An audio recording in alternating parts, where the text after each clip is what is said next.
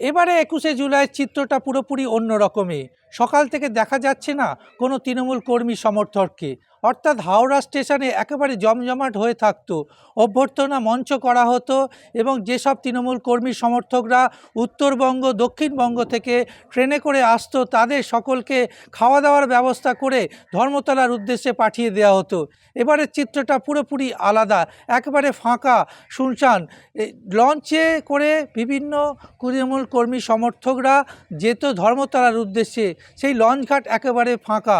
তার পাশাপাশি হাওড়া ব্রিজ হয়ে তৃণমূল কর্মী সমর্থকরা যেত এবং লরি হোক বাসে হোক বিভিন্ন গাড়ি করে তৃণমূল কর্মী সমর্থকরা এই শহীদ তর্পণে অর্থাৎ ২১শে জুলাই মমতা বন্দ্যোপাধ্যায়ের ভাষণ শোনার জন্য তারা হাজার হাজার তৃণমূল কর্মী সমর্থকরা জড়ো হয়ে ধর্মতলার উদ্দেশ্যে যেত। কিন্তু এবারের চিত্রটা পুরোপুরি আলাদা।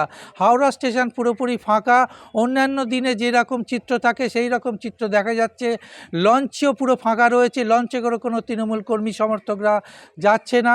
তাছাড়াও এইখানে অভ্যন্ত মঞ্চ করা হয়, সেই মঞ্চও নেই এবং মাইকে বিভিন্নভাবে তাদের দিক নির্দেশ করে দেওয়া হতো। অর্থাৎ একটা জমজমাট ছিল ২১শে জুলাই, কিন্তু রাজ্যের পালাবদলের পর এবারে প্রথম ২১শে জুলাই পুরো একেবারেই বলা যেতে পারে তৃণমূল কর্মী সমর্থকরা নেই বলেই দেখা যাচ্ছে। একটাও তৃণমূল কর্মী সমর্থককে হাওড়া স্টেশন, হাওড়া লঞ্চঘাট বিভিন্ন জায়গায় যেখানে জড়ো হতো দেখা যাচ্ছে না। অর্থাৎ পালাবদলের পর ২১শে জুলাইয়ের চিত্রটা অন্য।